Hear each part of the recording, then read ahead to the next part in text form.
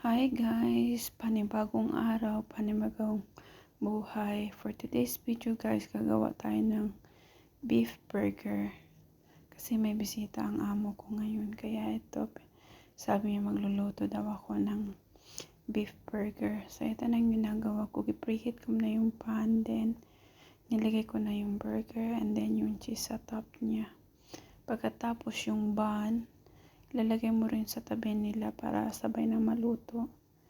Yan, ganyan ang paggawa. Tapos, ibaligtaran mo na naman siya para maluto ang side by side. So, lagyan mo na ng ready mix na mayonnaise. Si madam ko yan ang may gawa. Kaya, yun na lang nilagay ko yun sa toppings niya sa taas. And then, pagkatapos niyan, spread all around the bread na lang.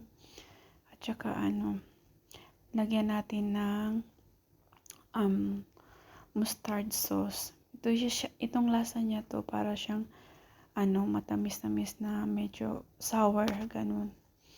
Yan, masarap yan sa burger. Kaya ilagay nyo. Ito palang mix niya, ito yung mayonnaise, yan siya. Mayonnaise with ketchup, then pickles.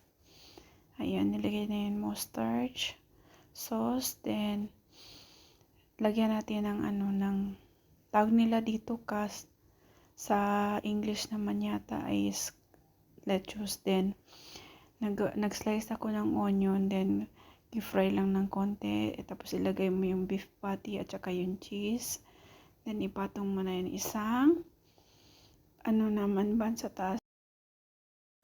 Ayan guys, gumawa naman po ako ng bago.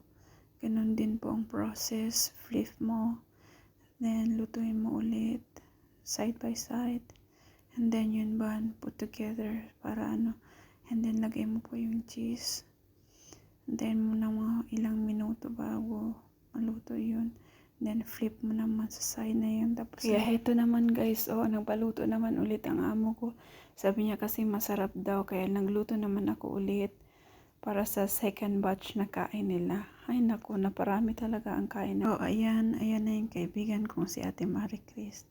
Sila yung dumalaw dito sa akin. Pumunta dito kasama yung nanay niya. Ayun, sabi ko sa nanay niya, kakain ka na ate, meron na akong nagawa para sa'yo. Tapos sabi niya, busy pa daw siya, mamaya na lang, sabay na lang daw kami. Kaya heto nang nagawa ko sa akin at saka kay Ate Marie. Yung kasama ko, ito yung finished product niya. Wow, so yummy. Sarap. Pwede na ako magtinda nito sa Pilipinas. Charot!